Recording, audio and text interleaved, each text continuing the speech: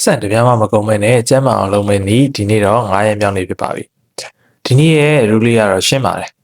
ကျွန်တော်တို့ညဘက်အိတ်တဲ့အခါကြလို့ရှိရင်အိတ်တဲ့အခန်းကလုံးဝကိုမှောင်မဲနေဖို့လိုတယ်ကိုယ့်ရဲ့လက်ပွားကိုပြန်ကြည့်ရင်တော့မှမမြင်ရလောက်အောင်မှောင်တာကကျမ်းမာရေးနဲ့ညီညွတ်ပါတယ်တဲ့ဘာလို့လဲဆိုတော့ကျွန်တော်ရဲ့အုံနောက်ကအိတ်ပျော်ဖို့အတွက်မက်လတိုနင်ဆိုတဲ့ဓာတ်ကိုထုတ်တယ်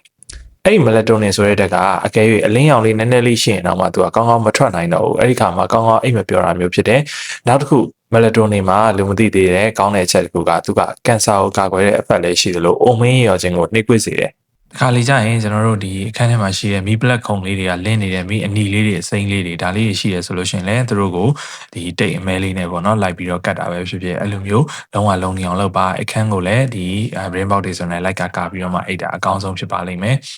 ကျွန်တော်တို့ပတ်စံမကုန်မဲနဲ့ကျန်းမာအောင်လုပ်ပေးဖို့နီးလန်းအခုအနေနဲ့ညဘက်အိတ်တဲ့အခါမှာလုံးဝမှောင်မဲနေတဲ့အခန်းထဲမှာအိတ်ပါအဲ့တော့ဒီမနေ့ပြန်ကြလို့ရှိရင်ကျွန်တော်က coffee သမားတွေအတွက်အရေးကြီးတဲ့တည်တဲ့ဟာလေးတစ်ခုပြောပြပေးသွားပါမယ်